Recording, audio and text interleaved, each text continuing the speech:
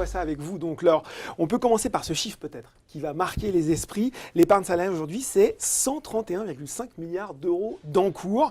Et c'est un chiffre qui progresse en plus d'année en année. Exactement. L'épargne salariale, c'est 131 milliards d'euros d'encours et qui est en progression chaque année de quelques milliards d'euros.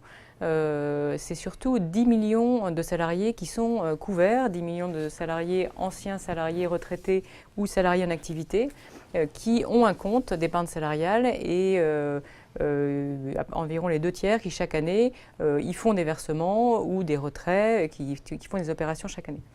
Alors 60% des salariés du secteur privé sont couverts, surtout dans les grandes entreprises, un peu moins dans les PME, même beaucoup moins dans les PME. C'est un domaine dans lequel il faut encore progresser un Exactement, petit peu. Ouais. et c'est un des domaines dans lesquels il faut progresser. Et l'information donc, de la semaine de l'épargne salariale est à destination des salariés et aussi des entreprises, en particulier des PME, pour leur montrer tous les atouts de l'épargne salariale.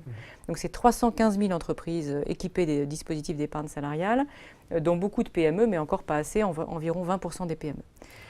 Sur cet encours de 131 milliards, il est alimenté par différentes sources, donc la participation, l'intéressement. L'intéressement, c'est la première source d'alimentation de l'épargne salariale avec environ 5 milliards d'euros pour 2017. Les versements volontaires du salarié et l'abondement. Je vais revenir dans un instant sur le fonctionnement donc, au global de l'épargne salariale. Donc les différents outils et leurs fonctions. Il y a différents outils effectivement après pour placer cette épargne salariale. Exactement. Ouais. En fait, il y a les outils qui alimentent l'épargne salariale et ensuite les outils qui réceptionnent cette épargne salariale et qui permettent de l'investir. Donc les sommes proviennent, comme je le disais, de la participation. Donc la participation, c'est l'entreprise qui partage son bénéfice avec ses salariés. L'intéressement, c'est un dispositif qui, lui, contrairement à la participation, est facultatif, que met en place l'entreprise pour motiver des salariés autour de certains objectifs qu'elle fixe en interne, qui sont dédiés à l'entreprise.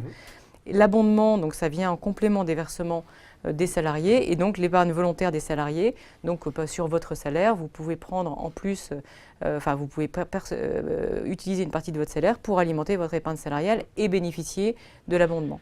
J'aurais juste ajouté quelque chose, c'est que l'épargne salariale, c'est une manière facile d'épargner parce que vous n'êtes pas forcément obligé de ponctionner sur votre pouvoir d'achat mensuel, sur votre salaire mensuel pour épargner. Vous pouvez utiliser l'intéressement et la participation qui sont directement versés par l'entreprise sans amputer votre pouvoir d'achat mensuel. Si donc ça aide vraiment à l'effort d'épargne. Ça aide, c'est une épargne qui est plus facile que d'autres types d'épargne et qui bénéficie en plus de l'abondement de l'entreprise. Bon, ce qu'on peut dire aussi, Laure, c'est que l'épargne salariale présente un certain nombre d'atouts qui la distinguent des autres produits d'épargne, mais contrepartie, le salarié, il doit également respecter quelques obligations, notamment celle du blocage, ce qui doit l'amener à se poser quelques bonnes questions au moment d'investir et de constituer cette épargne. Alors, en fait, il y a au moment de constituer cette épargne, lorsqu'il va recevoir son intéressement ou sa participation, c'est la saison en ce moment, il a deux choix, il a trois choix. Soit il l'aperçoit directement, à ce moment-là, ces sommes sont imposées, soit il les épargne, il a deux possibilités d'épargne, le PE, donc le plan d'épargne entreprise, qui est bloqué 5 ans, et d'autre part le PERCO qui lui est bloqué jusqu'à la retraite et qui permet vraiment, qui est un outil dédié à la préparation de la retraite. Donc à bien savoir, si vous êtes sur le PERCO, vous serez bloqué jusqu'à la retraite. Exactement. Une précision importante. Exactement.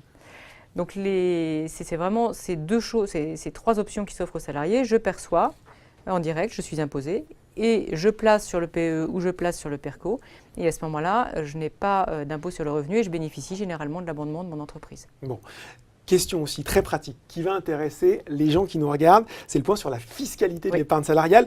Les gens qui se sont inscrits ont posé des questions. C'était une question de Lydie qui nous demandait quelle est la fiscalité associée aux différents dispositifs.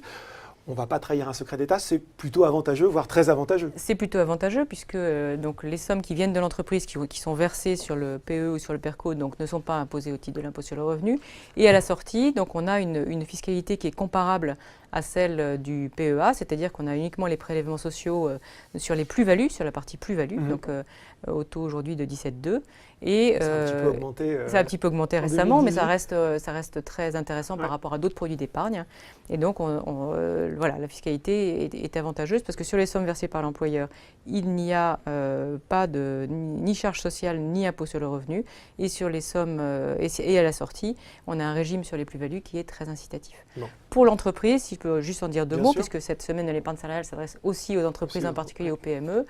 Donc les sommes qui sont versées, intéressement, participation, abondement, ne sont pas soumises à charges sociales, sont déductibles au titre de l'impôt sur les sociétés, bien sûr, et mais sont soumises à un forfait social de 20% à la charge de l'entreprise. Forfait social qui est plus léger pour les PME qui mettent en place, petites entreprises qui mettent en place pour la première fois un dispositif.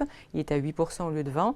Et on peut espérer dans les semaines prochaines, comme ça a été annoncé déjà, un effort supplémentaire donc à la baisse sur ce forfait social pour les petites entreprises, qui serait une très bonne nouvelle. Donc on en reparlera avec Stéphane, mais c'est une C'est ça. bonne incitation pour les petites entreprises de Exactement. s'y mettre. Bon, très bien. Tout à fait.